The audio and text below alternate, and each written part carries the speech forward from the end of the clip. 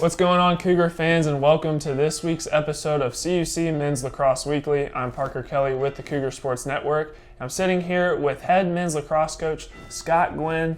Well, Coach, your team had two games last week, the first game being at Carroll University on Wednesday. The Cougars fell just short by a score of 8-3. It was another impressive defensive performance, and it was also the last non-conference game of the season. However, it probably wasn't the offensive performance that you were looking for necessarily. What went wrong for the Cougars on offense?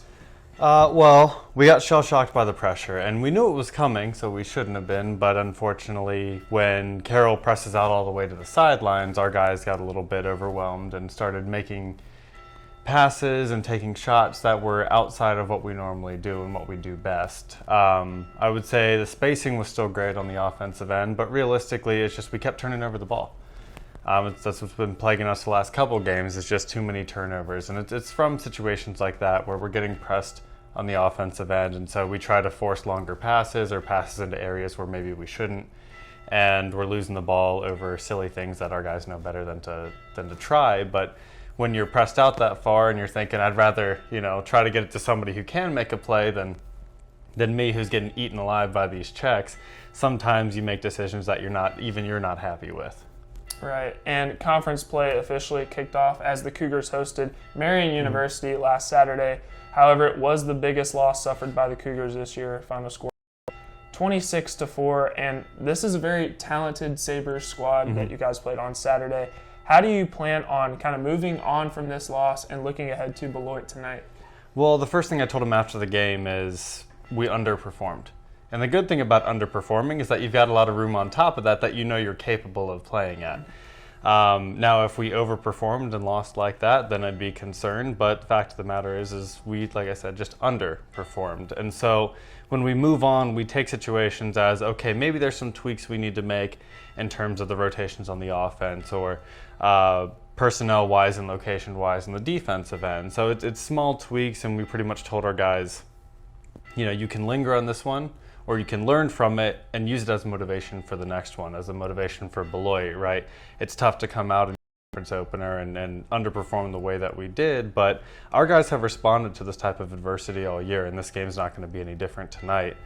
So we've been really focusing on saying, hey, it's all right, we made mistakes, we'll learn from them, we'll build on them, and keep ourselves motivated. And I've been telling them all week, I don't want jittery energy, right? I know you're excited for this next one. I want it to be focused, intense energy where you guys are clicking on all cylinders when you go out there.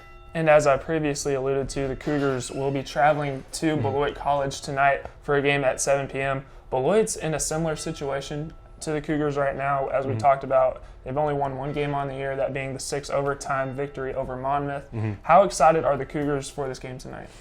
Well, I think for them, it's both nerve-wracking and exciting. They're a little bit, on edge because, we have the ghosts of last game still lingering, and those go away once you hit warm-up time and opening whistle in the next game. But I think also in their head, they're thinking of last year's matchup against Beloit 2, where it was a, back-and-forth match the entire time. And they just happened to get the best of us towards the end. I think for them, this is a variety of things. This is not only let's get back to what we do best, but this is also, hey, let's take back what should have been ours last year.